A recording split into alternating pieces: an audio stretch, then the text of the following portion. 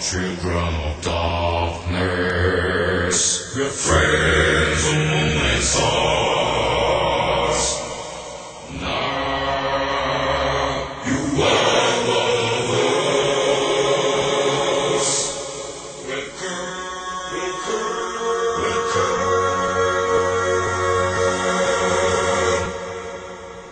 으따, 크리스마스의 분위기 합정 꿀꿀하구만.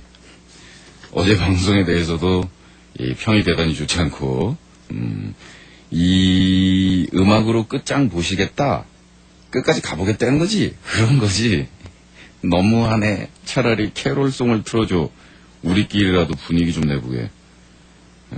꼬마 마녀, 담배 피는 씨는 아니나 다를까 음악으로 염장을 지르는군.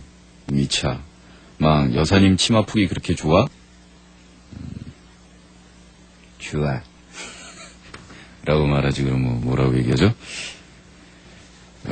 어제 우리나라 FM 방송이 그러니까 평소에 뭐라 그럴까, 안 그래도 가뜩이나 짧은 그 대중음악 연주곡 시간인데 항상 그 음악하는 사람들한테 3분 40초, 4분 이내, 2분 반, 짧으면 좋아.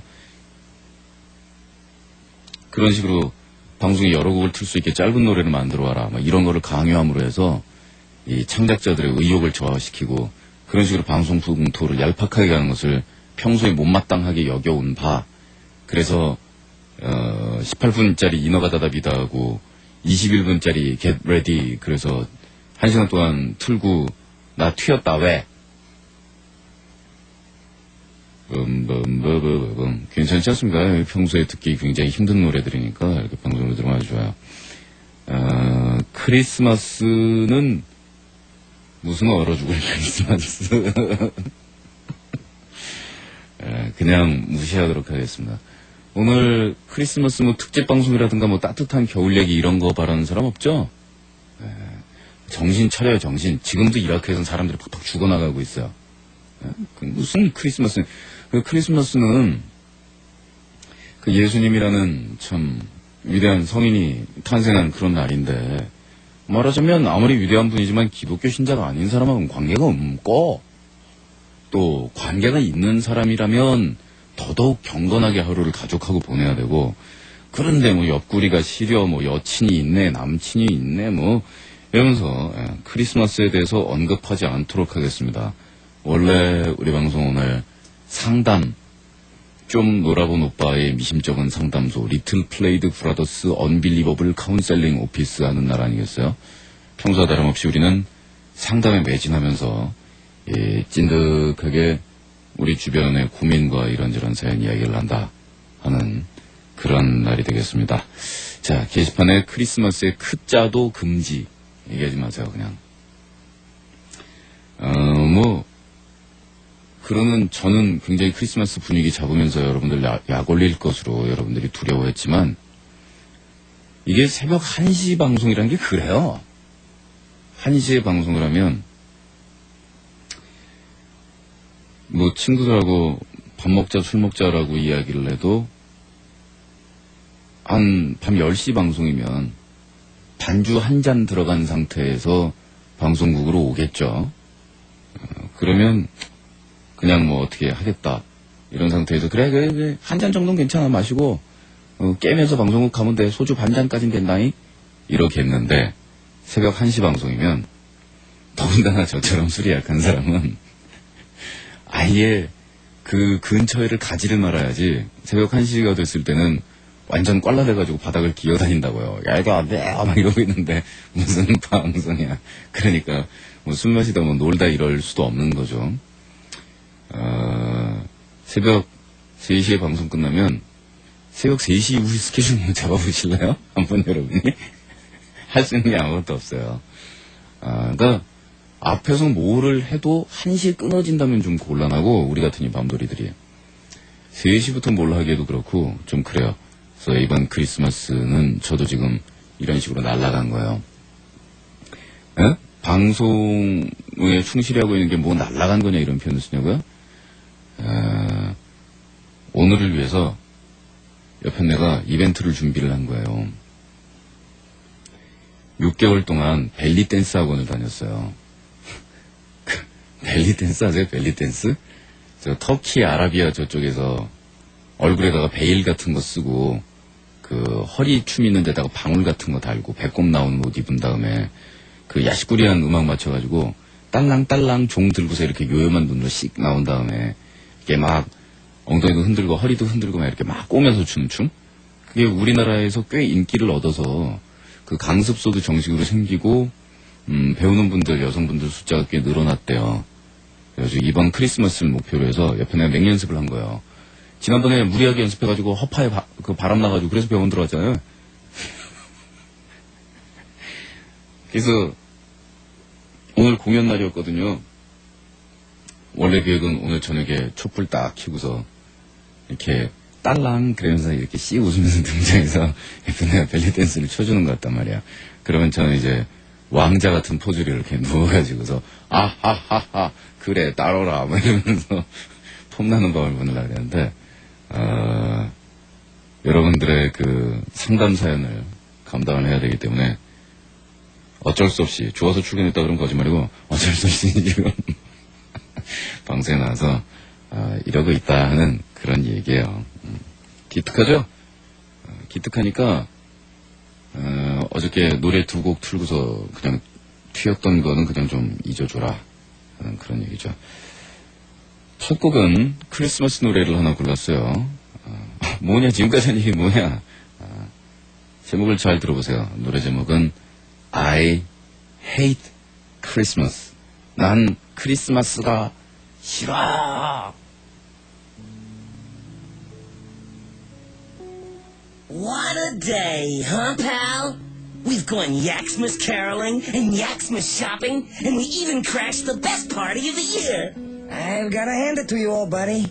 You've really put me in the holiday mood. And just think, Ren, tomorrow is Christmas, the biggest, bestest, most wondrous day of the year. Yeah, Christmas. Well, I better be off to bed if I'm gonna wake up early on Christmas morning. Will you be joining me, Ren? No, you go on ahead, pal. I think I'll just tickle the ivories a bit before I retire. Good night, Stimpy. Good night, Ren. Ah, Christmas time.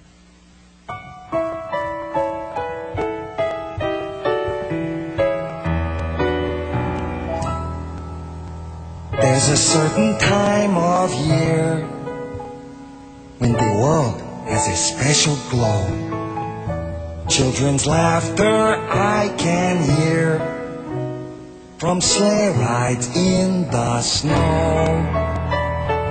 And while everyone's heart is light all across the land, one thing I know tonight, I can't stand it, man! Every Christmas I am listless. Giving gifts just ain't my bag. Nope. Sleigh bells ringing and off-key singing. Christmas music makes me gag. To play that junk should be a crime. I hate Christmas time. Have mercy.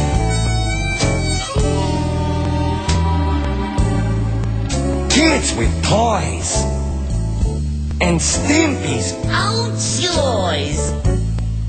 That's just noise to my ears.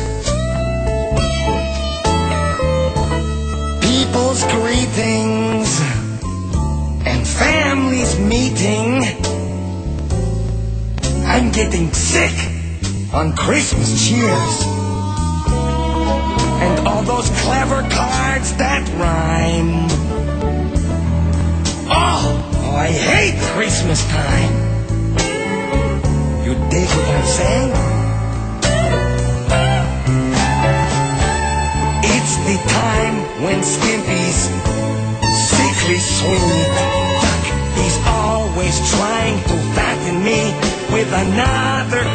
Christmas tree. I hate this ho, ho, ho.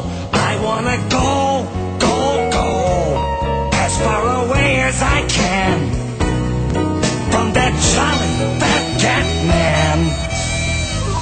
I'm blinded by Christmas lights. They make the night too bright. Then I can't sleep when I go to bed. I hate that stupid tree. And no one sends cards to me. All I can see is green and red. Just color me blue and I'll be fine. I hate Christmas time. Yes, I do. I know what I'm talking about. And I'm not too fond of New Year's either.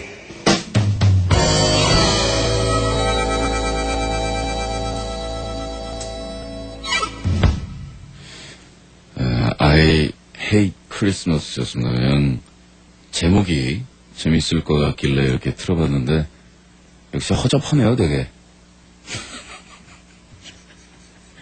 오늘 굉장히 꿀꿀한 크리스마스 이브를 보내고 나서 뭐 경기도 나쁘고 인심도 사납고 애인도 없고 친구한테 연락도 안 하고 뭐 이런 상황에서 크리스마스를 보내면서 진짜 꿀꿀하네요. 고스나 들어야겠다. 그랬더니 첫 곡도 허접하고 지금 굉장히 괴롭죠? 하지만 우리가 분위기를 좀 일신해서 필사적으로 가다듬어 보도록 해야 될 것 같아요. 이런 노래를 예를 들어서 듣고 나서도 야, I hate Christmas 였습니다. 가사가 아주 재밌어요. 가사는 뭐 아주 촌철살인 옆구리를 아주 탁탁 찌르는 그런 가사였습니다. 그렇죠? 이렇게. 전에 고스 초창기에 제가 설명드렸는데 AFKN이나 이런 영어 나오는 방송 볼 때 어떻게 한다고요? 이렇게 팔짱 끼고서 이렇게 보면서 끄떡끄떡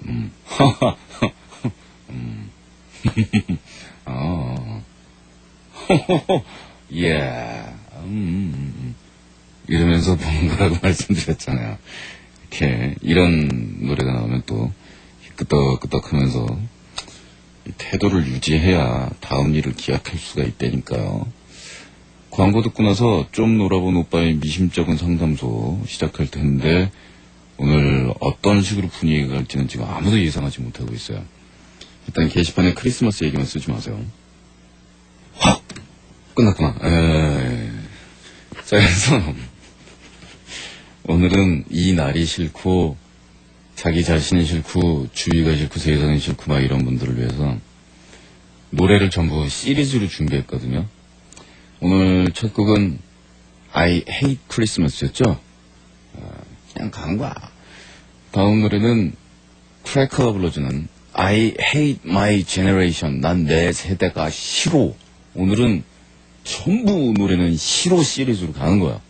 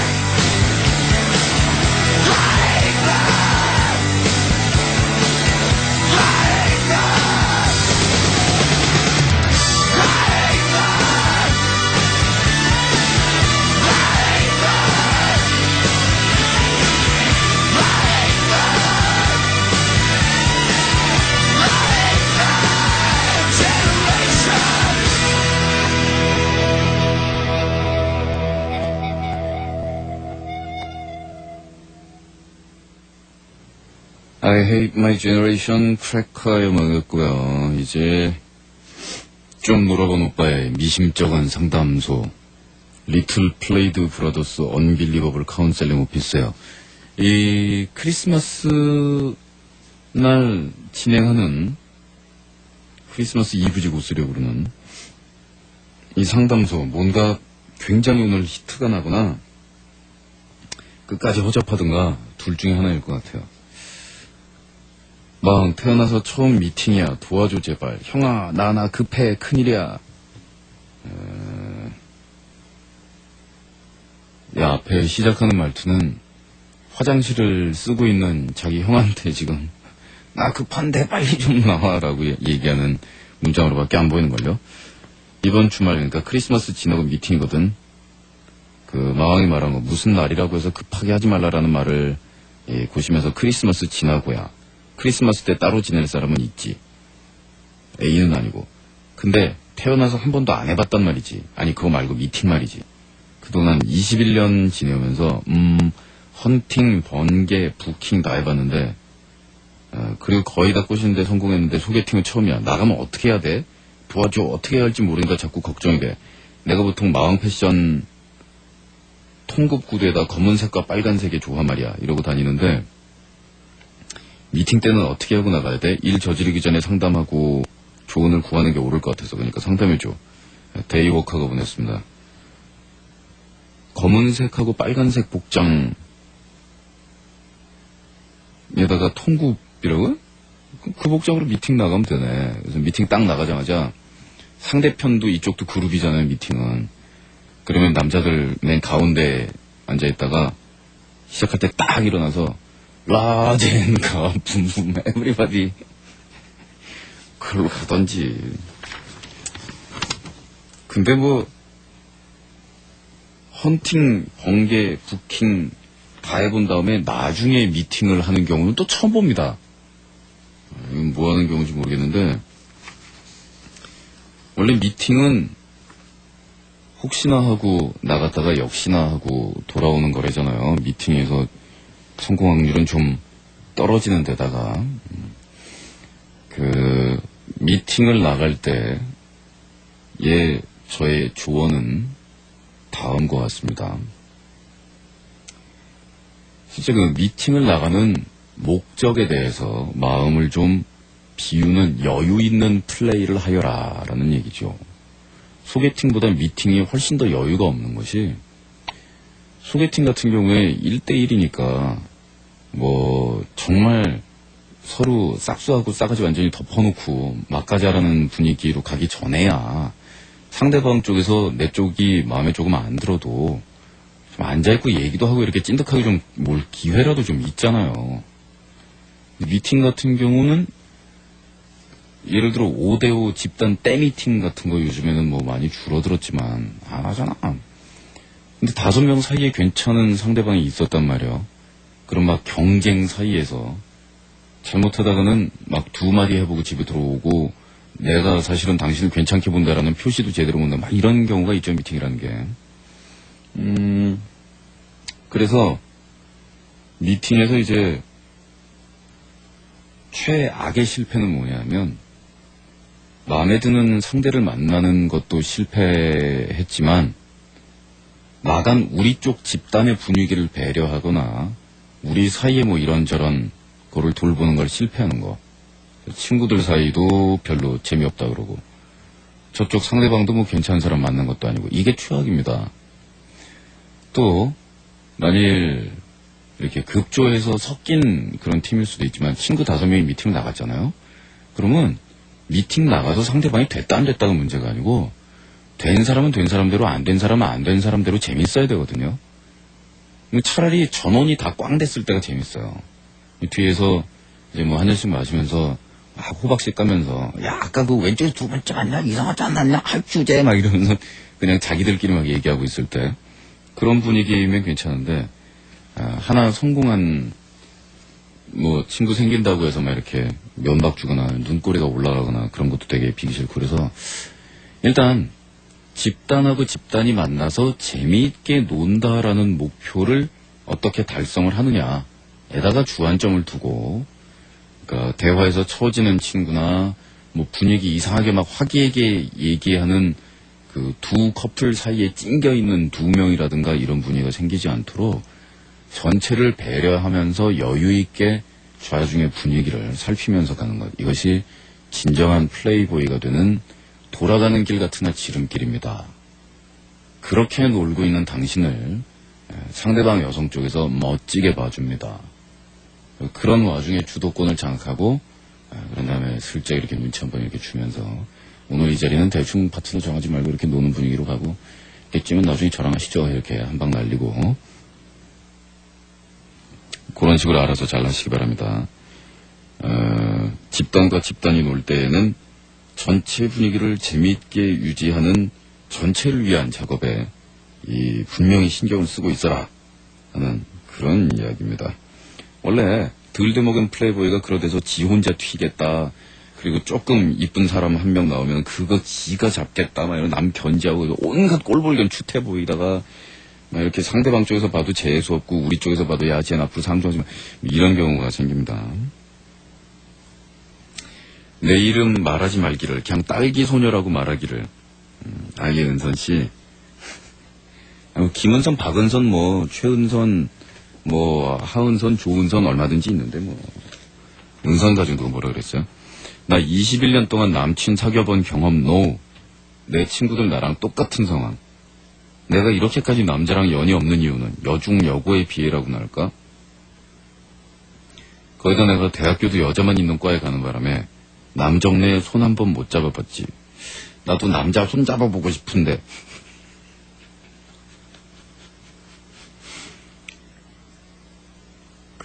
여자는 좀 튕기거나 빼거나 해야 된다라는, 그건 좀 남녀 차별적인, 뭐, 그런 생각이지만, 나도 남자 손 잡아보고 싶어라고 이렇게 대놓고 말하는 거 왠지 모르게 좀 슬퍼 보인다. 주제는, 내 친구들 만나면 하는 얘기가, 우리는 왜 남자친구가 안 생길까, 이거야. 진짜 불쌍하지 않아?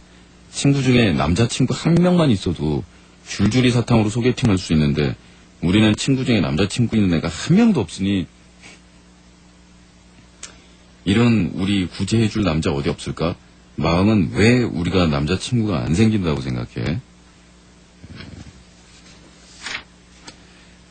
그 친구가 몇 분이서 같이 다니는지는 모르겠는데 이 딸기 소녀하고 자두 소녀, 사과 소녀, 복숭아 소녀 전부 다 수컷이 없이 이렇게 지내면서 심지어는 남자친구가 안 생기는 이유조차도 모르는 이러한 상황이다.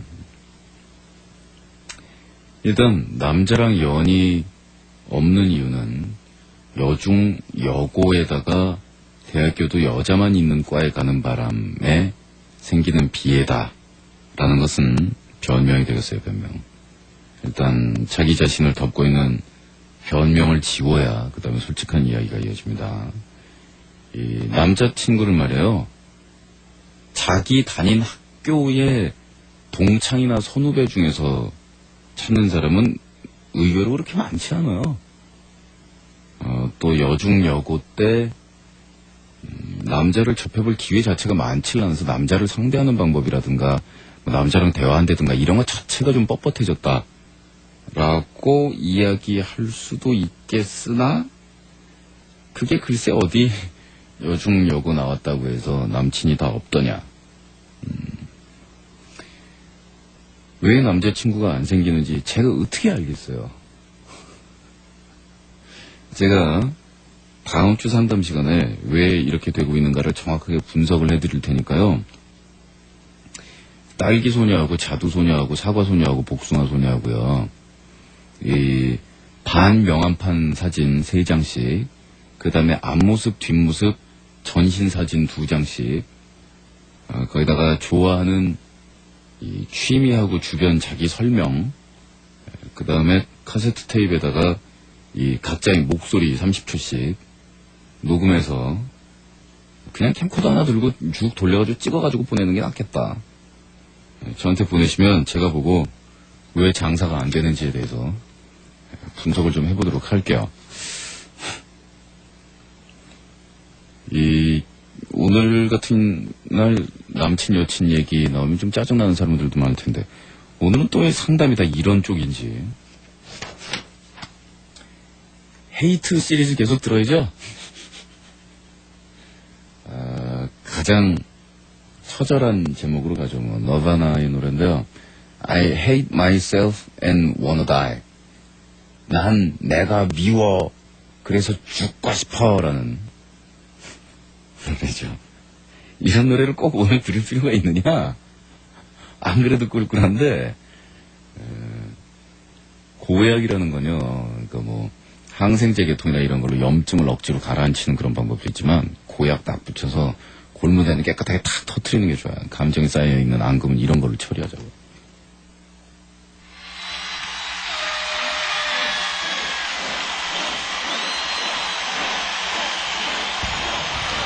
Ladies and gentlemen, are you ready to rock?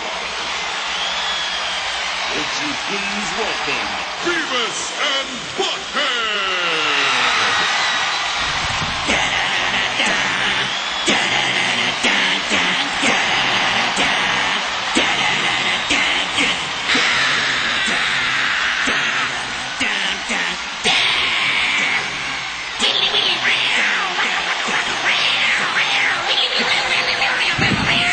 Beavis?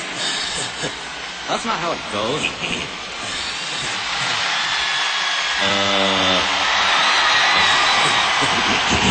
Super cool. So here's one we just wrote.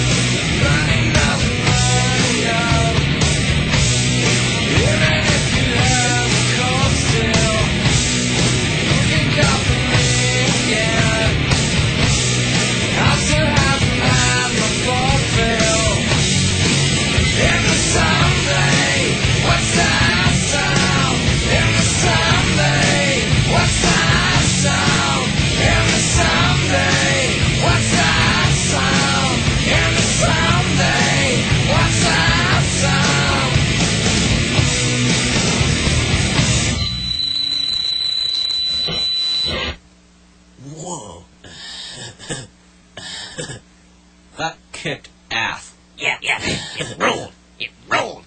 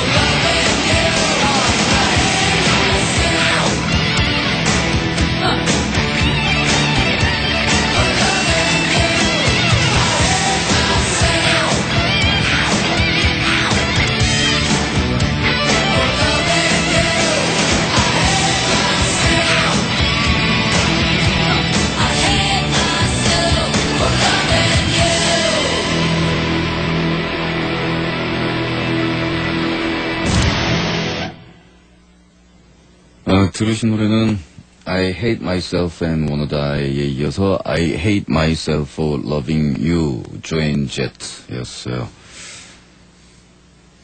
빌드 더 해철이가 보낸 고민인데요. 왜 난 남의 눈치를 보게 된 걸까? 난 왜 이렇게 남의 눈치를 자꾸 보게 될까? 먼 짓을 할 때도 그렇고, 뭐 멋을 부릴 때도 그렇고, 너무 남의 눈을 의식한다? 가끔 편의점에 갈 때 초콜릿이나 과자 같은 걸 살 때 매일 너무 자주 간다 뭐 싶고, 편의점 알바들이 저 삐리리는 왜 맨날 초콜릿만 처먹어? 라고 생각할 것 같은 느낌이 들어서 망설여. 멋을 부리려고 할 때도 남의 시선을 한 번 더 의식하게 되고, 그 마왕의 아주 가까운 문을 들으면서 용기를 얻으면서 그래 이렇게 살아야 돼 라고 생각은 하지만서도 그게 쉽지는 않은데, 얼굴에 철판 깔고 싶은데 눈치만 보게 된다. 왜 이러지? 가끔 뿅이라고 생각도 하지만 마왕 뭔가 방도를 가르쳐줘. 전처럼 랩을 몸에 둘러서 냄새나는 거 감추라 뭐 이런 농담하지 말고 심각하다고. 제가 생각할 때는 우리 식구들의 그 삶의 패턴 안 그래도 그런 식으로 살고 있는데, 남의 눈치까지 보지 않는다면 그 문제가 더 심각하다고 생각하거든요. 그래서 그거를 후안무치라고 하잖아요. 완전히 눈치를 안 보게 되면 그렇게 살고 계시면서 얼굴에 철판까지 깔고 싶으세요? 그래가지고서야 지역사회에 굉장히 폐를 많이 끼치게 될 텐데, 그냥 의식하고 사세요. 단지 편의점 알바들이 왜 쟤는 초콜릿만 맨날 먹어라고 얘기할 것 같은 정도로 신경이 그 정도로 예민하다 그러면은 조금 예민하긴 예민한 편인데, 그 초콜릿을 드시지 마세요. 그럴 때는 그럼 되잖아요. 신경 쓰면 안 먹으면 되잖아요. 쟤는 왜 맨날 빨간 옷만 입어? 라고 남이 그렇게 얘기할 것 같다. 신경 쓰여서 죽겠다. 그것 때문에 결혼하지 말고 빨간 옷을 안 입으면 되잖아. 그러면 이게 물론 적극적으로 싸워서 남이 빨간 옷을 입는다 그러든 초콜릿을 먹는다고 뭐 그러든 말든 좀 신경 안 쓰고 살 수 있다든가, 남들 정도로 무딘 부분은 충분히 무디게 이렇게 살 수 있게 하는 방법도 있습니다만은, 생각해보세요. 그래가지고 어떤 사람이 빨간 옷을 입을 때마다 다른 사람들이 저건 왜 맨날 빨간 옷만 입어? 라고 뒤에서 쑥은거릴 것 같은 그런 강박관념에 사로잡혀서 살았어요. 그래서 그거에 맞서 싸워서 그걸 해결하고 싸워 이기기 위해서 신경정신과를 치료를 3년 반인가를 받은 거예요. 그런 다음에 뭐 약물요법으로 신경을 좀 무디게 해주는, 좀 덜 괴롭게 해주는 그런 약도 장기간 복용을 하고, 또 한방으로 보약도 한 제 지어가지고 좀 비싼 가격을 주고 무리해서 좀 먹고, 그런 다음에 다른 사람들한테 이렇게 쾌활하게 스스럼없이 대화하도록 막 이렇게 노력하다가 괴로워하면서 나름대로 술 마시면서 눈물 한 방울 떨구기도 하고 이러면서 5년여 정도의 세월 동안 꾸준히 노력을 한 결과 이제 고쳤다라는 얘기예요. 근데 우린 거기서 이제 우린 그런 생각이 들죠. 빨간 옷 안 입고 말지. 뭘 병원을 3년 반을 다니고 보약을 쳐먹어. 라고 생각하면 그만이잖아요. 그러니까 뭔가 이런저런 일을 할 때 신경이 예민해지고 자기 자신을 괴롭히는 지역이 있다면 대항해서 맞서 싸우는 게 참 멋지고, 안 그러면은 마치 좀 비겁하고 나쁜 사람이거나 뭐 되게 못난 사람처럼 그렇게 얘기하는데, 아니 한 번뿐인 인생 투쟁에서 싸워 이기는 것도 보람있지만 그거랑 투쟁하느라고 다른 거를 놓칠 수도 있는데, 그러니까 빨간 옷을 안 입거나 강박 있는 지역이나 그런 근처에 안 가면서 그냥 살면 되잖아, 딴일하면서. 그러니까 문제를 해결하는 방법에 대해서 꼭 이 공식적으로 막 이런 데서는 위선을 좀 떨면서 그거 극복해서 이겨야 됩니다. 극복해서 이긴 뭘 이겨? 도망다녀서 피해도 되지. 그 피함으로 해서 다른 부분의 지역이 완전히 다 망가지고 더 이상 물러설 데가 없이 그것 때문에 계속 그림자에 사로잡힌다면 그건 피한 게 아니죠. 그건 결코 피할 수 없는 거죠. 그거는 그 강박의 그림자한테까지 사로잡히는 거니까.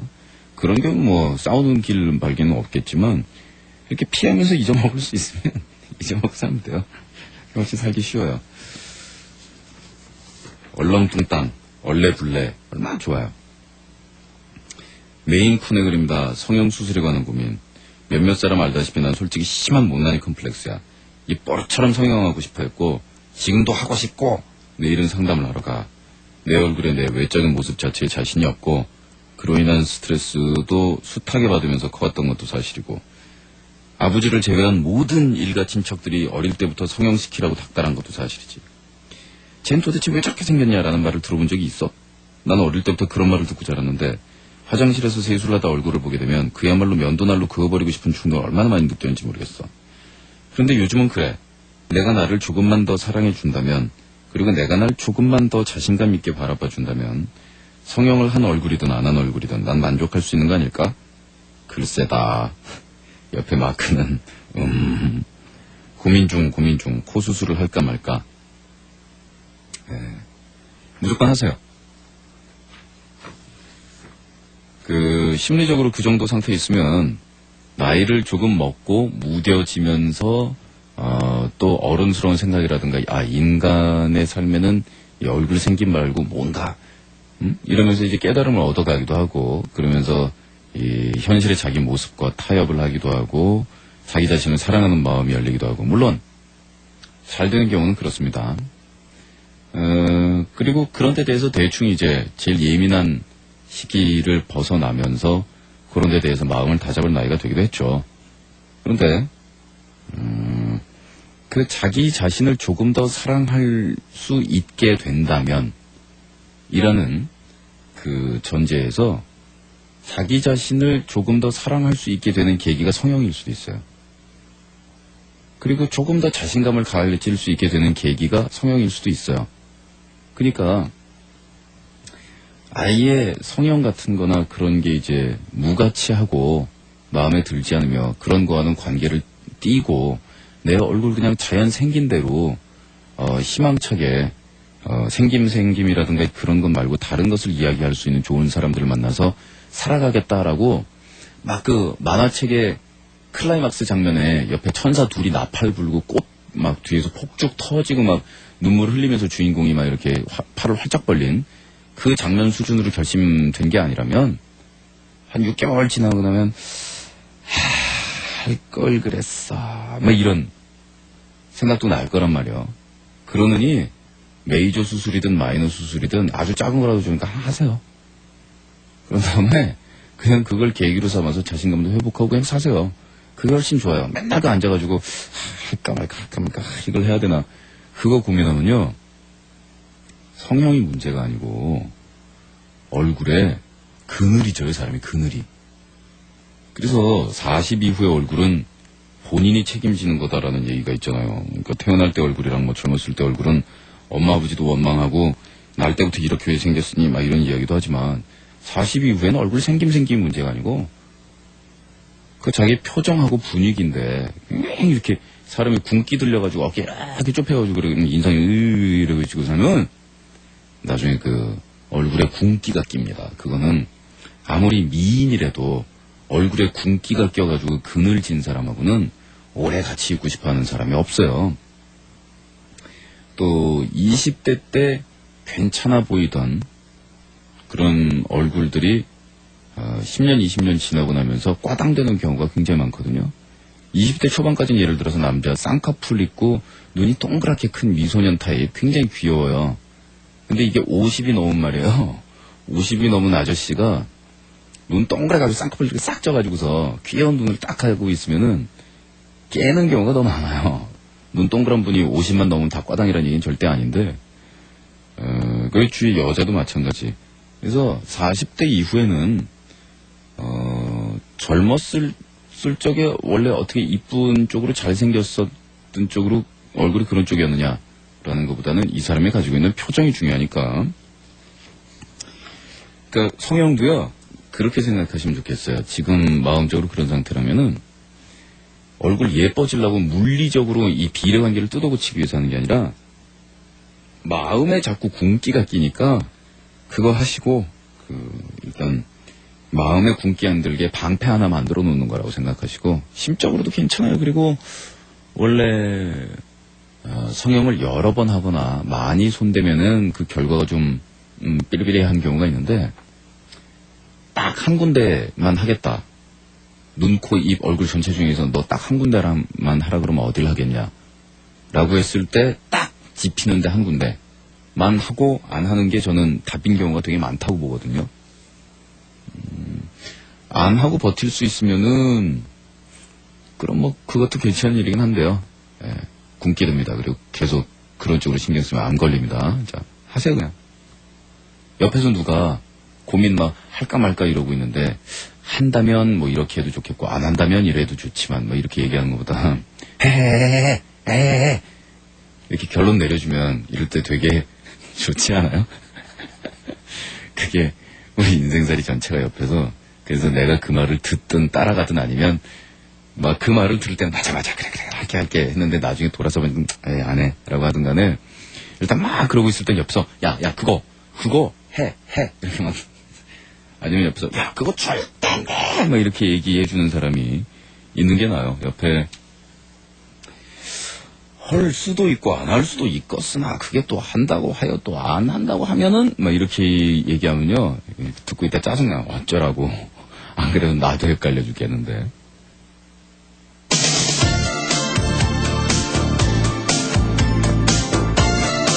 이 노래는 Shattered Dream인데요.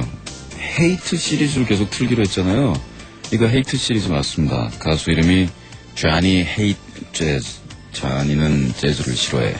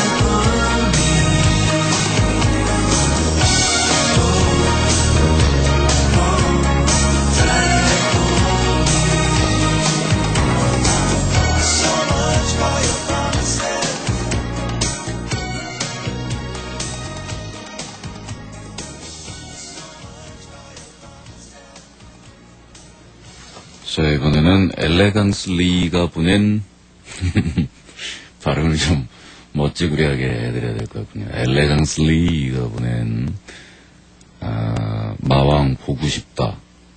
아하하 마왕 나 술 한잔 했어. 그것도 혼자서. 자취생활 몇 년, 몇 안 되는 수칙 중에 첫째지. 혼자서는 술 먹지 말자. 왜냐면 우리 식구들도 다 알겠지만 그건 페인으로 가는 지름길이걸랑. 그렇게 따지면는데 정말 오늘은 안 되겠다 싶어서 술을 진탕 마셨어. 각설하고 내 애인이라는 이 열 삐리리는 정말 고양이 같아. 알지마, 고양이는 자신의 고유 영역이 있어서 그 영역을 침범하는 자들을 용서하지 않는, 하악거리든 핥히든 매정하게 내몰고 말지. 근데 우리 애인이 똑같아. 내가 이 얘기하면서 내가 너의 공간 안에 굳이 침범하고 싶은 건 아니라고. 그렇지만 진심, 그러니까 네 진짜 맨 얼굴을 한 번쯤은 보여줄 수 있지 않느냐. 그러니까 자긴 그렇게 못한대. 죽어도 안 되는 건 안 되는 거래. 양이들은 친해지면, 인정을 하게 되면 공간에 다가오는 걸 허락하지. 자신이 먼저 다가오기도 하고. 그러길 바랬어. 그래서 내버려뒀어. 나 역시 아무 말 않고 그가 나를 인정할 때까지 기다렸어. 하지만 우리 애인은 그런 일 절대 없을 거라고, 아무리 너라도 안 된다고 나한테 대놓고 말을 한다. 어쩌면 좋을까? 같이 있으면 그 시간이 더 외로워. 안고 있으면 더 멀어진다. 자꾸 밀쳐지니 이런 생각이 드는 거야. 그저 날 좋아하지 못하는 거라고. 그 사람이 그런 거라고. 내 사랑 마왕, 난 헤어져도 이 사람을 좋아할 거야 아마도. 그래서 차라리 헤어지고 혼자 좋아하는 게 더 편할 것 같은 생각이 너무 든다.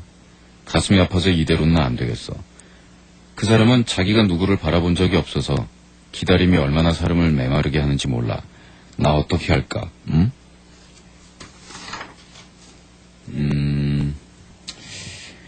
글쎄 요 얘기의 정답 하나가 뭐 하나 이렇게 딱 정해져서 떨어지는 경우는 아닌 것 같고요. 여러 각도의 이야기들이 나올 수 있을 것 같아요. 일단 한 각도씩 먼저 보자고요. 그 공간에 받아들여지지 않는다라는 그런 느낌이 들 때 솔직하게 그런 고민들을 털어놓고 나는 너에게서 받아들여지지 않는 그런 느낌들, 네가 갖고 있는 그런 부분 때문에 힘이 든다라고 털어놓는 것이 사실 맞는 방법이기는 합니다. 그게. 그런데 주로 그렇게 자기 영역에 다가오는 데 있어서 경계 발톱을 켜고 나의 공간, 나의 세계 이런 거를 주장하는 그들은 제가 좀 잘 아는데, 저도 그런 게 굉장히 강한 사람 중에 하나라서 그거를 결과적으로 알고 봤더니 그 공간 안에 들어간 셈이 되는 그런 경우를 취하는 게 가능성이 훨씬 많고요. 야, 그러지 말고 나 좀 들어가자 라고 얘기했을 때는 경계심에다가 불만 훨씬 더 붙여버리고 마는 그런 경우들이 많이 있어요. 그러니까 너의 공간을 열어달라라는 걸 직접적으로 호소하는 것보다는 그 스무스하게 저쪽을 만져줌으로 해서 그 열릴 수 있는 그런 방법을 취하는 것이 훨씬 좋다라고 생각이 들고요. 또 결코 상대방에게 열 수도 없거니와 열어서도 안 되고 열지도 않는 그런 부분이 인간들에게는 누구나 다 있어요. 단지 어떤 사람은 그게 좀 크고 다른 사람들은 그런 것들이 좀 작고요. 또 어떤 사람 같은 경우에는 애인이나 부부 같은 경우에만은 한해서 아주 특별한 경우에는 그 부분을 여는 아주 극소수의 인원이 세상에 존재함으로써 그 외로움에서 벗어나고 그런 사람을 주위에 만들고 싶어 하는가 하면, 어떤 사람은 아주 극소수의 요만한 예외도 허용하지 않으려는 사람들이 있어요. 그 차이를 인정하고 지켜봐 주는 것으로도 괜찮다면 관계가 괜찮으실 수 있을 것 같고, 또 어떤 사람을 만나서 그 삐리리가 마음을 여는 일이 앞으로 생기는데 그게 27대는 그렇게 안 되더니 27대에 만난 사람은 미숙이고 32살 때 만난 사람은 영숙이었기 때문에 연 것이 아니라 27살이었기 때문에 못 열고 30살이 넘었기 때문에 열게 되는 그런 경우도 있거든요. 사람은 시기에 맞춰서 같은 사람이 아니에요. 그러니까 27살 때의 미숙이는 32살 때 다시 만난 그 미숙이와는 이름도 같고 겉모양도 비슷하지만 사실은 완전히 다른 사람은 아니지만 상당히 다른 그런 사람일 수 있거든요. 그런데 나중에 그 열삐리리가 마음이 열리거나 이런 놀라운 일이 생겨가지고서 할렐루야 하고 외칠 때 그 엘레강스3는 할머니가 돼 있을 수도 있죠. 그러니까 그런 걸 가리켜서 우린 인연이라고 하나 봐요. 그런 것들이 맞지 않으면 기다리는 것은 상당히 힘들고, 그리고 사람이 혼자서 있을 때 외로운 건 견딜 수 있어도 같이 있을 때 외로운 건 고문이거든요. 그 본인의 선택이잖아요, 애정이라는 거는. 이럼에도 불구하고 마음 아파가면서 그 옆에 남아있는 것으로 무조건 가는 그런 사람도 있고, 이런 거는 무의미하다라고 생각하고 이렇게 떨어진 사람도 있죠. 일단 그거를 결정하거나 성급하게 이건 이거야, 그래서 그놈은 나쁜 놈이야 라고 뭐 이렇게 하시기 전에요, 요 노래를 들으시면서 지금 그 남자 이름 뭐뭐뭐 뒤에다가 숫자 17하고 19 사이의 숫자하고 그 다음에 이 뭐 무슨 이런 얘기를 좀 붙여서 시원하게 걸쭉하게 욕을 한번 좀 지르세요. 그래서 스트레스 안 쌓이게.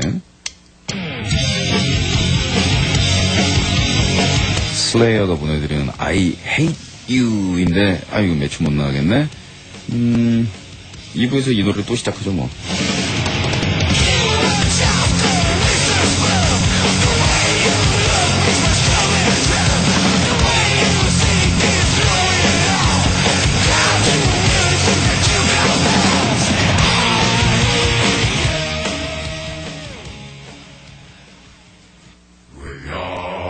Children of darkness, we're friends of moon and stars. Now you are one of us. Welcome.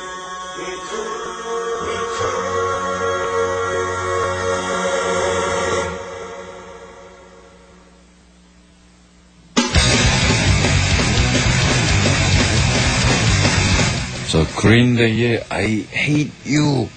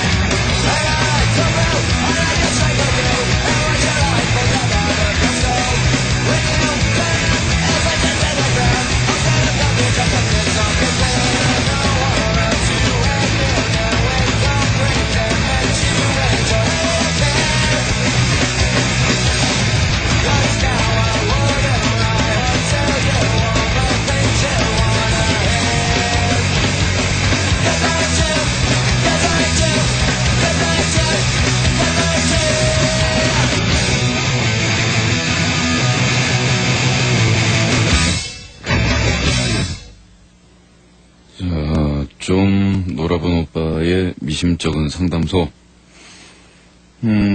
조금 심각한 내용들로 넘어가 보도록 하죠. 이 나라엔 종교의 자유가 있는데 희집엔 없어. 마왕아, 그냥 하소연하려고 들어왔어. 마왕이 해결해 줄 수 있는 일은 아닌 것 같고, 난 시집 온 지 이제 햇수로 3년째인데, 시댁은 기독교고, 우리 집은 가톨릭이거든? 결혼할 때만 해도 종교에 대해서는 별 얘기도 없었고, 시댁이 기독교라 고민해 본 적도 없었는데, 막상 식 올리고 들어와서 살기 시작해서 첫 주말이 됐는데, 내일은 교회 가야 하니까 일찍 일어나라. 시어머니가 그러시더라. 잉? 웬 교회? 난 성당 갈 건데. 왠지 모를 압박감 같은 게 느껴졌지. 뭔가가 이제 시작되겠구나. 남편한테 투덜투덜 댔더니 아마 씨알도 안 먹힐 테니까 포기하고 엄마 아빠 돌아가실 때까지 입 다물고 다니는 게 좋을 거라고 하더군. 뭐 이딴 게 다 있어. 이 나라에 분명히 종교의 자유가 있는데 시집엔 없던 것이었어? 그런 게 헌법에 있었나? 시집법에 있나? 찍소리도 못하고 매주 질질 끌려가다시피 하고 있지. 한 번은 내가 하도 교회 가기 싫다고 징징거려서 남편이 시어머니 몰래 성당에 데리고 갔더랬지. 우리 시어머니 그날 하루 종일 쿵쾅쿵쾅 살림살이 다 부서지는 줄 알았다. 시어머니 성격을 알기 때문에 뭐라고 할 말도 못하고. 그러시더라고. 성당이나 교회나 똑같은 예수 믿는 건 마찬가지니까 앞으로는 교회 다니라고. 그렇게 얘기하면 교회 가나 성당에 가나 그게 그거 아닌가? 가끔 성당이 무슨 사이비 종교 집단인 것처럼 말하는 것도 영 기분 나쁘고, 내가 끝까지 묵주반지 안 빼고 있는 것도 영 못마땅해 하시는 것 같고, 그리고는 종종 늦잠 자는 바람에 교회 못 가는 날에는 하루 종일 협박을 하시지. 앞으로는 제사 지낼 거니까 가고 단단히 하라고. 너 혼자 다 해야 되니까 죽이 되든 밥이 되든 잘해보라고. 속으로 그러지. 예, 차라리 그래주세요. 시댁에서 제사 안 지내고 예배 드리면 며느리도 교회 다녀야 하는 건가? 그런 건가? 사실 일부러 가기 싫어서 늦잠도 자보고 이 교회 예배에 적응해 보려고 노력 무단히 해봤지만 역시 싫은 건 싫은 거고 영 안 땡기대. 20년 넘게 믿은 종교를 하루아침에 시어머니의 강요로 바꿔야 한다니. 남편도 원망스러워. 진작에 이런 강요가 들어올 줄 알았으면 말 한마디도 안 해주고 마음의 준비라도 했을 거 아니야. 이렇게 얘기하면 내가 퍽이나 성당에 열심히 다녔던 것처럼 오해할 수 있겠군. 뭐 그리 열심한 신자는 아니었어도 나름대로 험난하고 고된 인생살이에 기댈 수 있는 버팀목으로 삼고 살아왔다고. 에휴, 어젠 일부러 늦잠 자서 교회를 안 갔지. 우리 시어머니 오늘까지 인상 쓰면서 나한테 한마디도 안 하셔. 남편은 지금 일 때문에 중국에 가 있는데 아무래도 나도 중국으로 도망가 버려야 할 것 같아. 마, 난 무교보다 기독교가 더 싫어. 정말 싫어. 정말 신물나.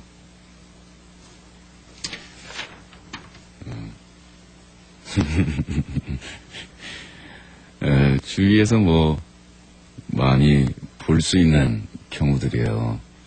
사실은 종교에 관한 문제는 부모 자식 사이라고 하더라도 이렇게 터치할 수 있는 그런 문제가 아닌데, 다른 사람의 종교를 인정하지 않는 그 종교의 태도는 절대 이제 올바른 신앙의 태도라고 할 수가 없는데, 그런데 문제는 지금 뭐냐면은 우리가 시어머니의 종교적인 태도가 과연 올바른 것이냐, 그것이 올바른 기독교 정신의 구현이냐 하는 것을 지금 우리가 판단을 하고 판가름을 하는 그런 상황이 아니란 말입니다.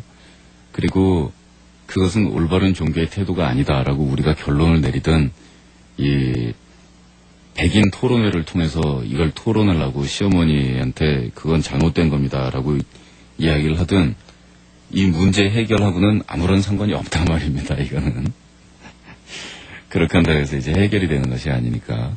근데 이제 첫 번째는 기독교라는 그 종교 자체가 몸에 좀 안 맞는 그런 것보다는 내 쪽에 어떤 종교 형태를 놔두고 기분 나쁘게 일방적으로 양해 한마디 없이 강요를 받았다는 것이 기분이 나쁜, 그것이 오히려 더 교회로 가는 길을 막고 있기 때문에, 사람이 사실 감정의 동물이라 그 상황 요만만큼 해도 참 많이 틀립니다. 그죠? 결혼을 한다고 해서 그 시댁 식구들의 취향이라든가 남편, 시부모의 어떤 취향, 종교 이런 것에 다 맞춰야 한다라는 법도 없건만, 또 우리나라에서는 특히나 그 남자 입장에서 처갓집의 어떤 취향이라든가 이런 것을 맞추려고 노력하는 것보다는 여성 쪽 입장에서 시댁의 어떤 입장에 맞추려고 노력하는 것은 훨씬 더 당연시되고, 또 여성들 입장 스스로로서도 어쩔 수 없지 않느냐 하고 남성들보다 훨씬 더 많이 노력을 합니다. 그거 이제 너무 당연시하게 강요받으면 당연히 기분이 나쁘죠. 뭐 좀 아쉽습니다만은 예를 들어 시어머니 입장에서 너 성당 나가는 건 알고 있는데 우리 집은 다들 교회를 나가니까 일요일 날 가족들이 이렇게 같이 예배를 보고 그러면 참 좋을 텐데 너 혼자만 뚝 떨어져서 성당 가고 나머지는 교회 가고 그러면은 이 같이 십자가 놓고서 같은 종교 믿으면서 그럴 것까지 없잖아. 그러니까 네가 좀 불편하고 안 맞는 점이 있어도 교회 쪽으로 나가주면 어떻겠니? 이렇게 얘기했다면 노력할게요라는 답이 굉장히 쉽게 나왔을 수도 있을 거예요. 그죠? 근데 내일은 교회 가야 되니까 일찍 일어나라. 여기서부터 일단 완전 빡이 돌아버리는 거죠, 사람이. 이 종교 얘기는 사실상 굉장히 민감한 그런 영역에 속해요. 그러니까 이게 가족들끼리든 친구들끼리든 남의 종교에 대해서 참 쿵닥쿵닥 할 만한 그 사안은 참 안 됩니다. 자, 굉장히 막연하게 보이는데,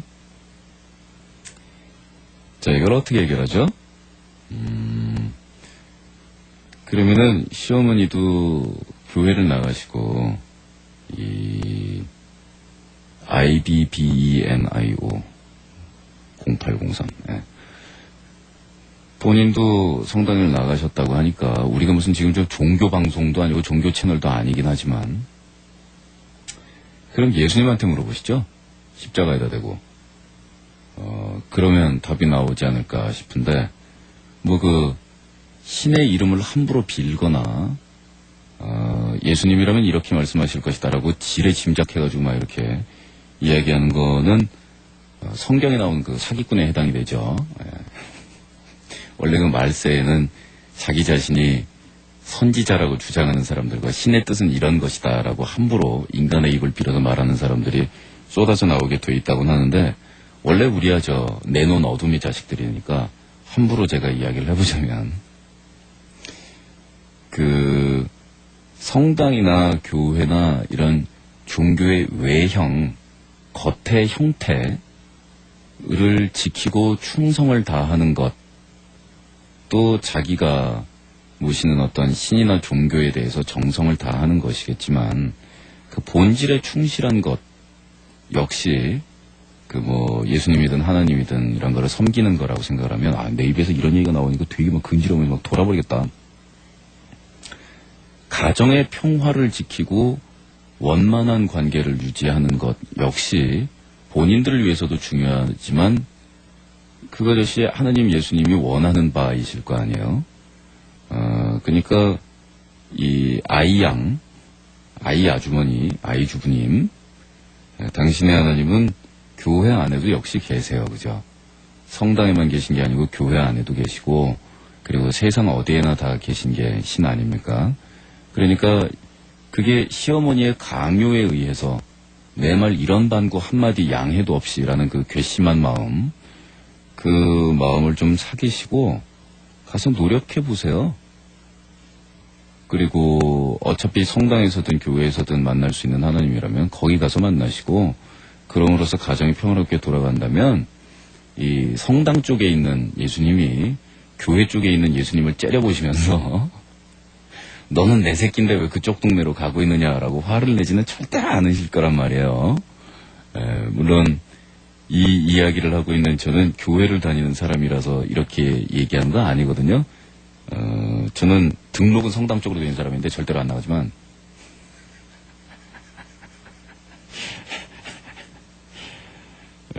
그리고 시어머니하고의 어떤 그런 문제는 이 종교 문제를 포함해서 시어머니 어떤 그러한 태도라든가 이런 거는 굉장히 오랜 시간 걸려서 차분차분 해봐야 될 그런 이야기인 것 같으네요.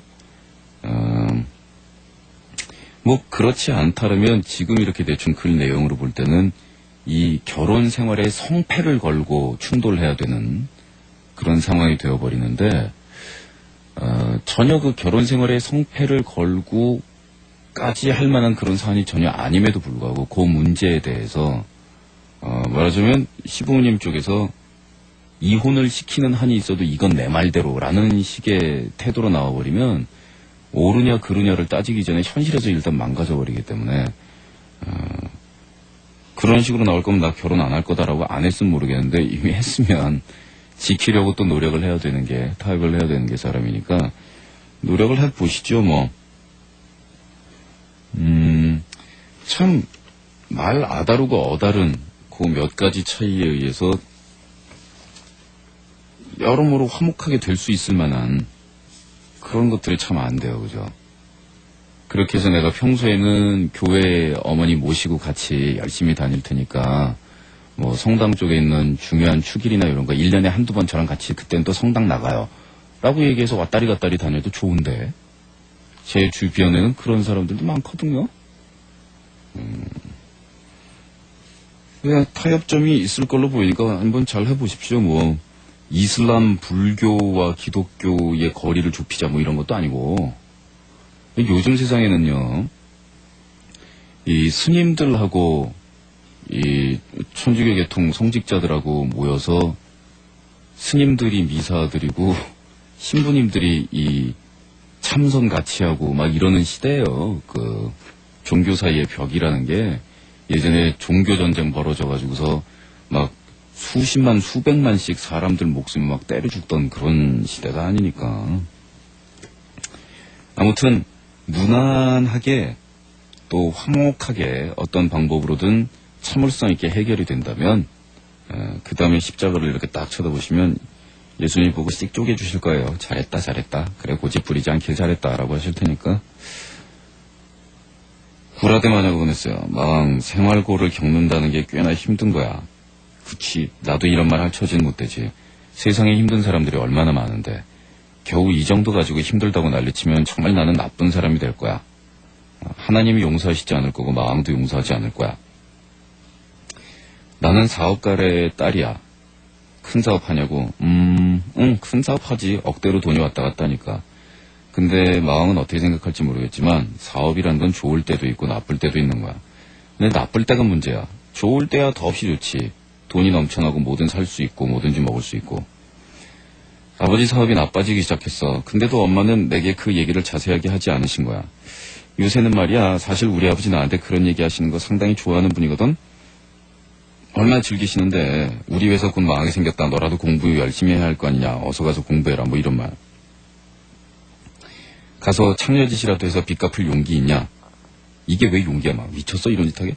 공부해야 할 거 아니냐.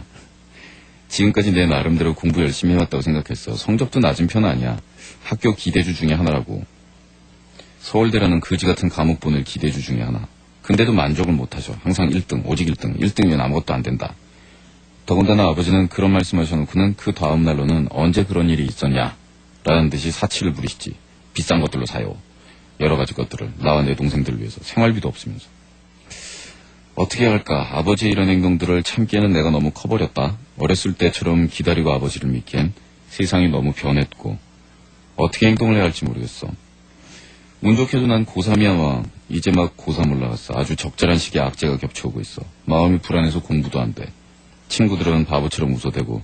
왜 걔네가 바보겠어. 내가 삐뚤어져 보이는 게 모든 게 꼬아 보이는 거겠지. 생각 없어 보이는 게 아니라 걱정이 없는 거겠지. 방금도 엄마랑 싸웠다. 내가 잘났다고 엄마한테 대들었다. 학교에서 휴대폰으로. 어떻게 해야 돼? 뭘 어떻게 행동을 해야 돼? 뭐가 맞는 거야? 엄마는 아예 전화를 꺼놓고. 우리 집 전화 안 되거든. 빚쟁이들 전화 올까봐 무서워서 끊어놨거든. 나 답답해서 미쳐버릴 것 같아. 이러다 기절해버릴 것 같아. 하루하루가 무섭고.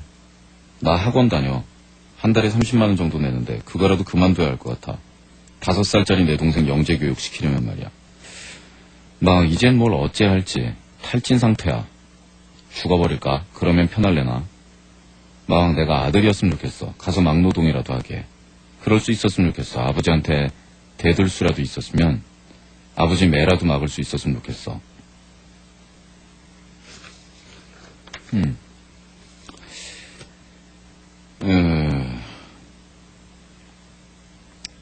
뭐 여담이지만 이번 앨범에 아들아 정치만은 하지 마라라는 노래가 있는데 사실은 제가 어렸을 적에 우리 엄마한테 귀에 못이 박히도록 들었던 얘기는 아들아 정치만은 하지 마라라는 얘기보다는 뭐 어떠한 직업을 내도 너 사업하지 말라는 얘기였어요. 너희 아버지 봐라 이러면서 응? 뭐 정작 자기 아들을 이렇게 월급 제때 받아서 착실하게 생활을 꾸려가는 그런 타입으로 키워보고 싶어 하지는 않았음에도 불구하고 뭐 한탄이랄까? 약간 뭐 그런 분위기였나 보죠. 그러면서 우리 누나도 매달 25일 날 봉급 타오는 사람한테 시집 보내지 절대로 자기 사업하는 사람한테 시집 보내지 않겠다고. 그 생활의 기복이라는 게 너무 심하니까요. 그때만 해도 그 봉급쟁이라는 말이 큰 비전이 없어서 그렇지 안정은 얻을 수 있는 그런 단어였거든요. 그런데 이제 IMF, 뭐 명퇴 이러고 나서는 그 봉급쟁이라는 말은 안정이라는 그 단어보다는 언제 뭐가지 날아갈지 모르는 그런 느낌이 훨씬 더 강한 단어가 되어버리고 말았죠. 저희 집도 그래요. 그래서 아버지 사업이 괜찮았을 때 그저 남들 부러워하지 않아도 되는 정도로 이렇게 살았던 적도 있고, 그 이제 끼우뚱하면서부터는 소위 그 생활고가 무엇인지, 또 부모님은 벌어오시고 살림을 책임을 져주고 자녀들은 그 밑에 보호를 받으면서 자라고, 요런 식의 그 안전한 심리적인 그 안전선이 생활고가 닥치면 깨진단 말이에요. 집 식구들 중에 제일 나이 어린 식구까지 포함해서 누구든 나가서 뛰어야 할지 모르는 그런 상황이 된 거니까. 엄마 아버지는 프론트에서 우리를 지키고 우리는 백에 있고, 이게 정신적인 위치가 그게 흔들리잖아요. 그런 게 참 괴롭죠. 다시 한번 우리 엄마 멘트를 또 인용하면, 생활고가 닥치거나 살림이 어렵거나 그리고 환경이 힘들거나 그러면 저축을 하는 게 아니래요. 그래서 이건 무슨 말일까 하고 제가 옛날에 되게 갸우뚱하게 생각했던 말인데, 돈이 좀 벌리고 모이고 이렇게 자연스럽게 돌아갈 때 저축을 하는 거지, 지금 굉장히 힘든데 어떻게든 이악 물고 버티겠다고 그 힘든 상황에서 또 저축할 돈까지 이렇게 배분을 해가지고 악랄하게 허리를 쫄라내면 뭐 얼마나 더 빨리 일어나는지는 모르겠으되 가족 구성원들이 받는 고통이나 그런 것들이 훨씬 더 심해지니까, 사실 그 생활고에서 벗어나거나 집안 살림이 풀려가거나 이런 것들은 시기 같은 것들이 이렇게 좀 닥치고 나면은 서서히 이게 풀리는 듯 이러면서 조금씩 나아지면서 풀리는 거 아니에요, 로또 대박 나기 전에는. 근데 그렇게 되는 시기가, 그러니까 돈을 쫓아간다고 해서 돈이 우리 쪽으로 달려와 주는 것도 아니고, 사람이 돈을 벌 시기라든가 운이라든가 연대 이런 것들이 조금 사람을 따라다니잖아요. 근데 그 사이에서 안 될 때 막 발버둥 쳐서 의학을 지르면 그 가족 구성원들은 굉장히 고통스럽습니다.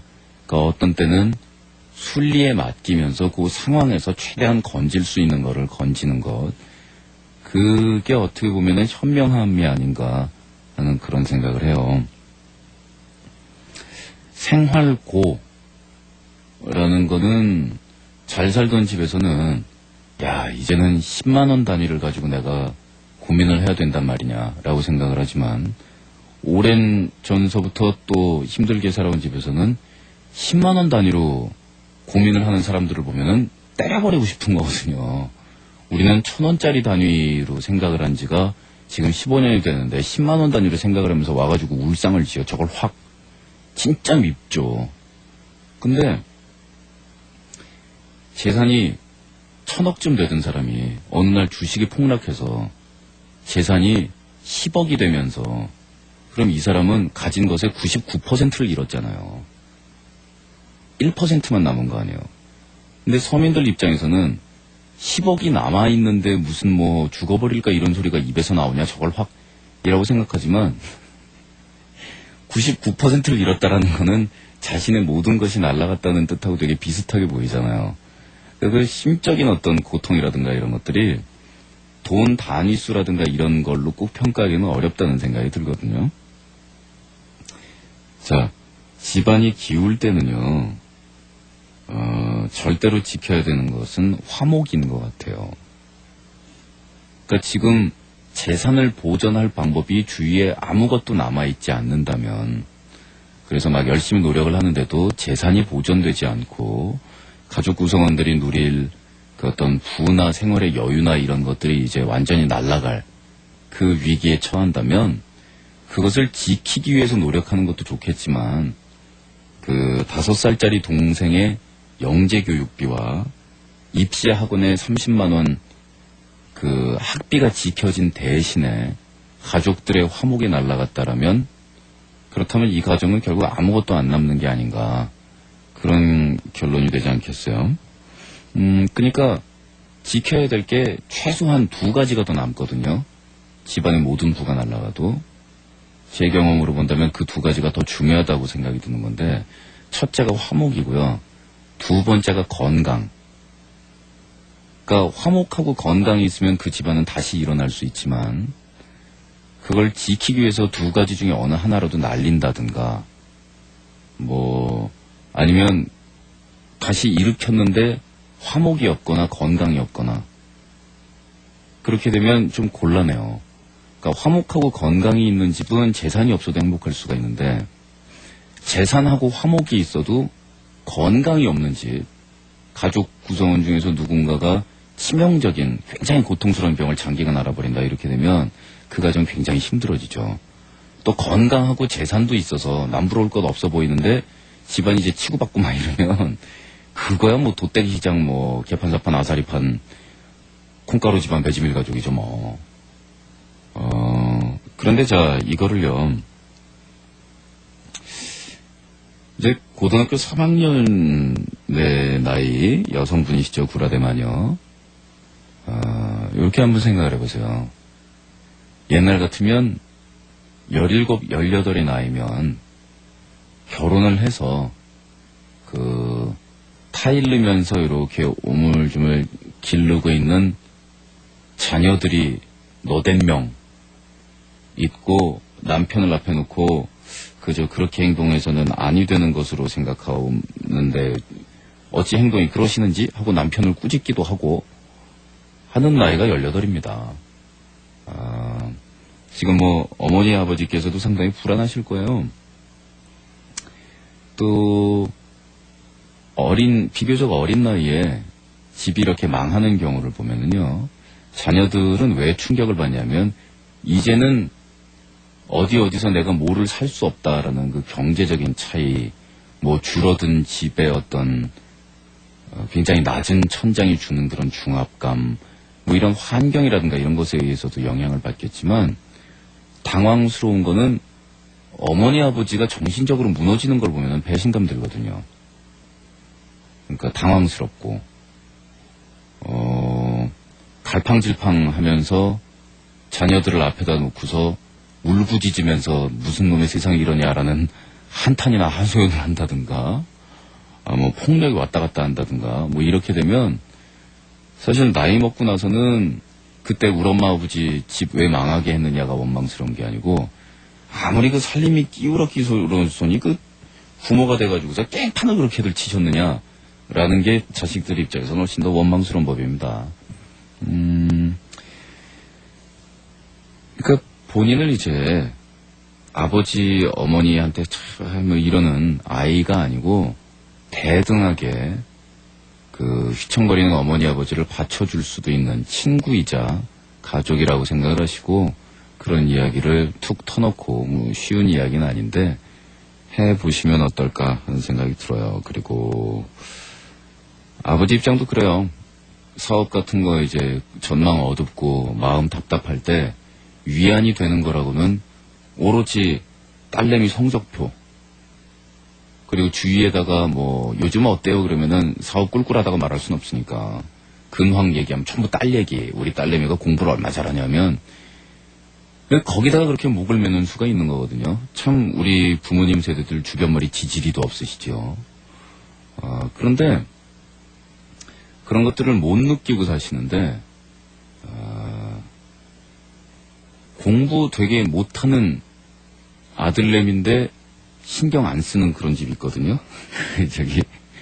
부모님이 관심이 없어서 그런 게 아니고 공부를 뭐 그렇게 하지를 않는데 집에 들어오면 아버지를 되게 이렇게 측은하게 보는데 그러면서 수고가 참 아버지 많으시다고 고생하는 거 내가 안다고 그런 얘기를 하는데 이놈이 중학교 1학년 때 처음에 그런 얘기를 할 때는 이게 무슨 애늙은이도 아니고 이걸 확 때려버리려고 그랬는데 자기 나이 또래 친구들 중에서 어느 누가 자기 아들이 뭐 공부 잘하고 뭐 어쩌고 그런 이야기를 해도 집에 들어가가지고 아유 아버지 참 고생 많으시다고 이렇게 다독다독 해주는 이런 아들놈이 있다는 집은 자기는 들어본 적도 없다 그러면서 자기는 공부 못하는 아들이지만 이놈은 뭔가 될 것 같다고 애한테 안 짖기로 했다고 그런 아저씨 얘기를 전에 한번 들은 적이 있었거든요. 그렇게 좀 도와드리세요.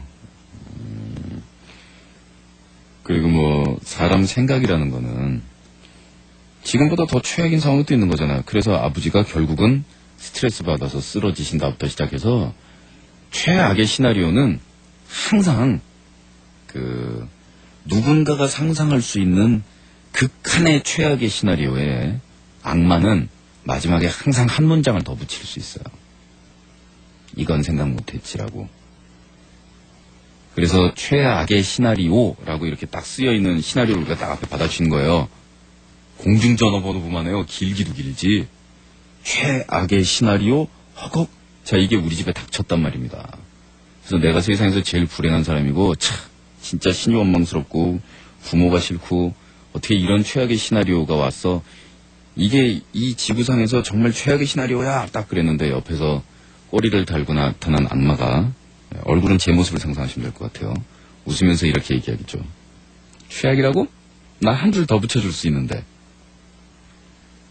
자기가 정말 최악이고 이 이하는 없다라고 불평을 해버리면 악마가 찾아와서 맨 뒷줄에다 한 문장씩 더 붙인답니다. 자, 섬찟한 마음으로 경계하면서 이것이 절대 최악은 아니다라고 생각을 하고 돈이 날아가도 지킬 수 있는 걸 지키면서 다시 돈이 벌릴 때를 기다리면 되죠. 돈이야 다시 벌면 되지만 화목이란 건강은 그렇게도 안 되는걸요.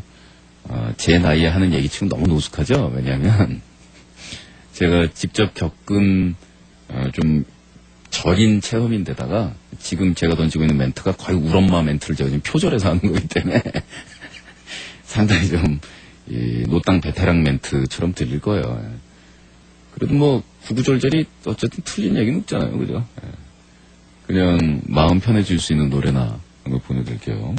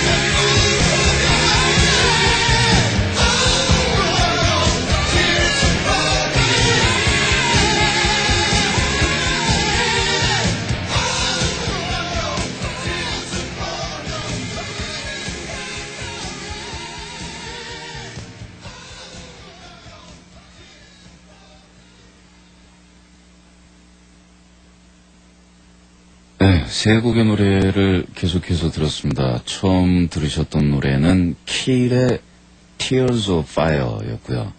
두 번째 노래는 Massive Attack의 Teardrop. 세 번째 노래는 키스의 Tears Are Falling.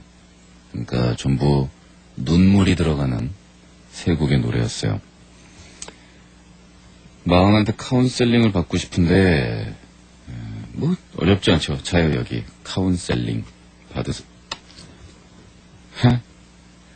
종이에다가 카운셀링이라고 이렇게 적어가지고 주려고 그랬는데 아우 썰렁해. 사실 얼마 전에 내 소중한 사람인 아버지를 하늘에 보냈어. 1년 전부터 몸이 안 좋은 건 알았는데 점점 나빠지더라고. 사실 어렸을 때는 아버지는 정말 강한 사람이었어. 동네 깡패한테 맞는 것보다 우리 아버지가 나의 약한 모습을 꾸짖을 때가 더 무서웠어. 그러다 중학생이 되니까 점점 반항심이 생기더라고. 그러다 한번 제대로 맞아봤는데 정말 아팠어. 너무 아파서 다신 대들지 않기로 마음속에 다짐했는데 중3인가 크리스마스 때 또 한번 개겼지. 아버지가 용돈 쓰라는 10,000원을 괜히 길거리에 구걸하는 분한테 던져버린 거야. 당연히 또 맞았는데 안 아픈 거야. 좀 이상했지. 고등학교 여름방학 때 한번 탈선 알코올 마시려다가 경찰관 아저씨한테 경찰서에서 혼나고 있었지. 아버지가 오셨어. 또 맞게 되는데 근데 때리시는 게 힘이 없는 거야. 그땐 정말 마음이 아팠어. 차라리 힘껏 내리쳤으면 좋았을 건데.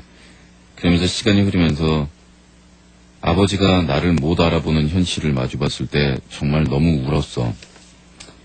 아버지가 그 전에 마음 준비하라고 나한테 말했는데 그러면서 시간이 지나고 나서 며칠 뒤에 아버지 떠난 소식에 덤덤했어. 그러면서 아버지를 고향에 묻고 소중한 사람이 보고 싶은 내 마음 어떻게 해야지?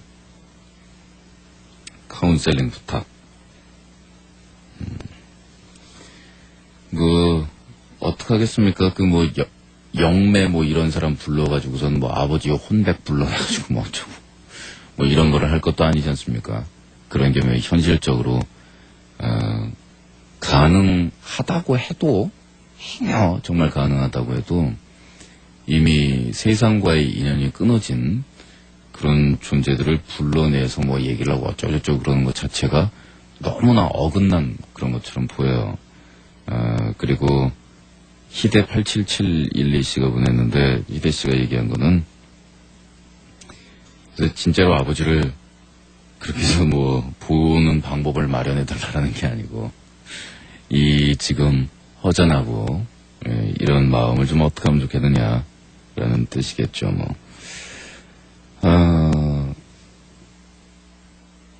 잊어버릴 이유도 없고 잊혀지지도 않을 것 같고요.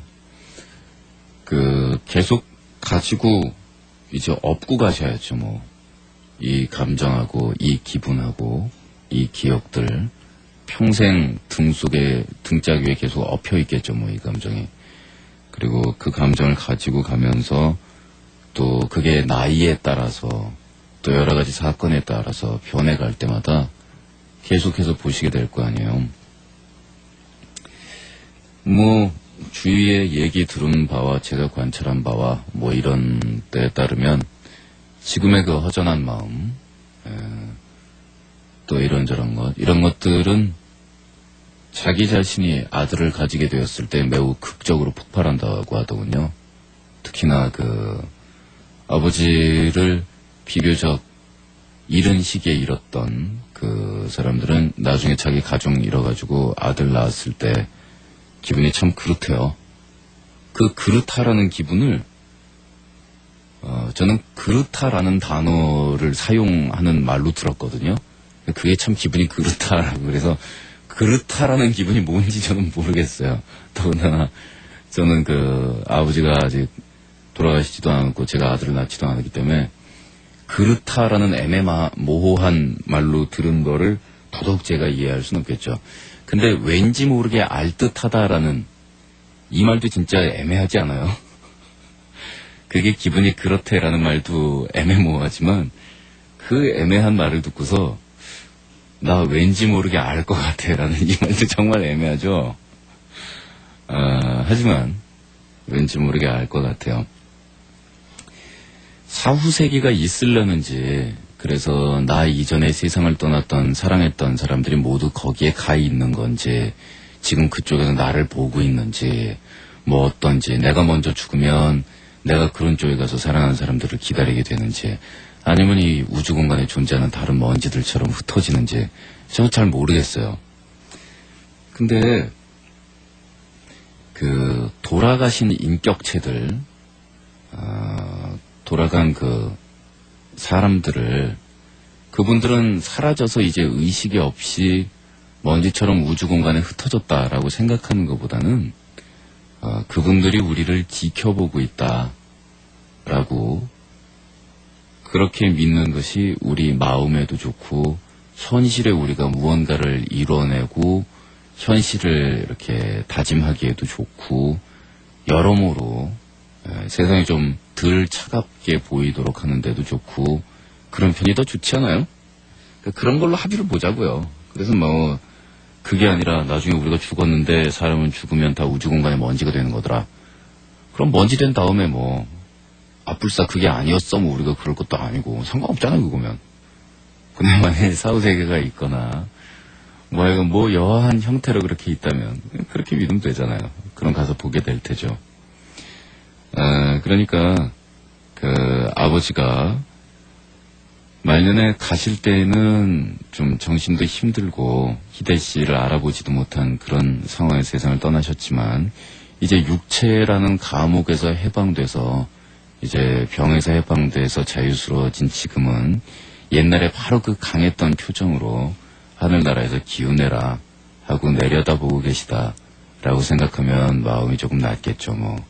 그리고 앞으로 하는 행동, 또 직접 가정 이루시는 거, 나중에 아들이든 딸이든 자녀들 가지면서 아버지 생각 여러 번 나실 거예요.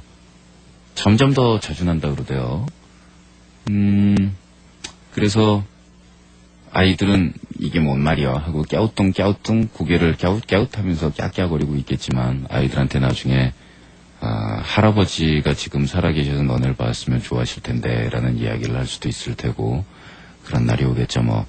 아버지하고 못 다 이룬 정, 직접 나중에 언젠가 가정 가지실 테니까 그때 자녀들하고 다 못한 못까지 이루세요. 그리고 아버지하고 다 통하지 못했던 부분, 아버지하고 막혀 있었던 부분, 그런 부분들 내 자녀들하고는 만들지 않겠다라고 생각하시고 가시면 좋겠죠. 이 노래는 사실은 그러니까 제가 방송을 진행하면서 DJ가 그 본인 노래 트는 횟수에서 무척 적은 편에 들어가는 쪽이잖아요. 거의 안 틀다시피 하는데 이 노래는 더더욱 안 틀어요. 왜냐하면 녹음 과정의 문제, 뭐 그리고 녹음 이후에 음악 사운드 만드는 문제 때문에 제가 생각한 거랑 완전히 딴 동네 음악이 나왔어요. 그래서 동네가 다르다는 것뿐만 아니라 이 퀄리티에 대해서 제가 너무 짜증이 많이 나서 남들이 듣는 걸 그렇게 즐겨 하진 않는데, 그래도 사연은 많은 노래예요. 제가 노래를 부름으로 해서 다른 사람을 울려본 적은 없는데, 이 중얼중얼 그냥 얘기하는 거 듣고서들 울었다고들 그러니까 참 역시 나는 음악을 해도 노래 부르는 것보다는 이 썰 푸는 걸로 사람을 울리고 마는구나 라는 생각을 하기도 하고. 아버지와 나를 보내드릴게요. 요번 앨범에는 아버지와 나 파트 3가 드디어 나와요. 그러니까 아버지와 나 요 노래에서 20대 무렵에 이제 머리가 크고 아버지하고 어깨 가늠을 하고 이러던 청년 아들, 아버지에 대한 원망도 마음에 있고 안 맞는 부분에 갈등들이 있고 이랬던 아들이 30대가 되고 나서 이제 아버지와 나의 그 뒷일은 스토리가 어떻게 되었는가 하는 그런 얘기죠. 보내드리는 건 아버지와 나의 파트 1이에요. 뭐 메리 크리스마스고요. 내일 뵐게요.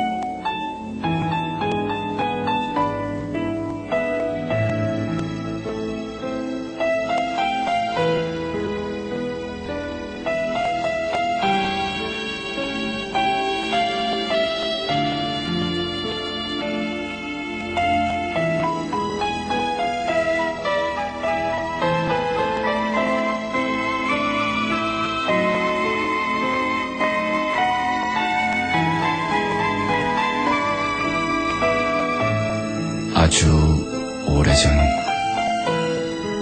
내가 올려다본 그의 어깨는 까마득한 산처럼 높았다. 그는 젊고 정열이 있었고 야심에 불타고 있었다. 나에게 그는 세상에서 가장 강한 사람이었다. 내 키가 그보다 커진 것을 발견한 어느 날, 나는 나 자신에 대해 생각하기 시작했다. 그리고 서서히 그가 나처럼 생각하지 않는다는 걸 알았다. 이 험한 세상에서 내가 살아나갈 길은 강자가 되는 것뿐이라고 그는 얘기했다. 난 창공을 나르는 새처럼 살 거라고 생각했다. 내 두 발로 대지를 박차고 날아올라 내 날개를 들이스치는 바람 사이로 세상을 보리라 맹세했다. 내 남자로서의 생의 시작은 내 턱 밑에 수염이 나면서가 아니라 내 야망이, 내 자유가 꿈틀거림을 느끼면서 이미 시작되었다고 믿기 때문이다. 그러나 그는 대답하지 않았다. 저기 걸어가는 사람을 보라. 나의 아버지, 혹은 당신의 아버지인가? 가족에게 소외받고 돈 벌어오는 자의 비애와 거대한 짐승의 시체처럼 껍질만 남은 권유의 이름을 짊어지고 비틀거린다. 집안 어느 곳에서도 지금 그가 앉아쉴 자리는 없다. 이제 더 이상 그를 두려워하지 않는 아내와 다 커버린 자식들 앞에서 무너져가는 모습을 보이지 않기 위한 남은 방법이란 침묵뿐이다. 우리 아버지들은 아직 수줍다. 그들은 다정하게 뺨을 부비며 말하는 법을 배운 적이 없었다. 그를 흉보던 그 모든 일들을 이제 내가 하고 있다. 스폰지 잉크가 스며들듯 그의 모습을 닮아가는 나를 보며 이미 내가 어른들의 나이가 되었음을 느낀다. 그러나 처음 둥지를 떠나는 어린 새처럼 나는 아직도 모든 것이 두렵다. 언젠가 내가 가장 된다는 것, 내 아이들의 아버지가 된다는 것이 무섭다. 이제야 그 의미를 알기 시작했기 때문이다. 그리고 그 누구에게도 그 두려움을 말해서는 안 된다는 것이 가장 무섭다. 이제 당신이 자유롭지 못했던 이유가 바로 나였음을 알 것 같다. 이제 나는 당신을 이해할 수 있다고 더 이상 생각하지 않는다. 그것은 오랜 후에 당신이 간 뒤에 내 아들을 바라보게 될 즈음에야 이루어질까. 오늘 밤 나는 몇 년 만에 골목길을 따라 당신을 마주 나갈 것이다. 할 말은 길어진 그림자 뒤로 묻어둔 채 우리 두 사람은 세월 속으로 같이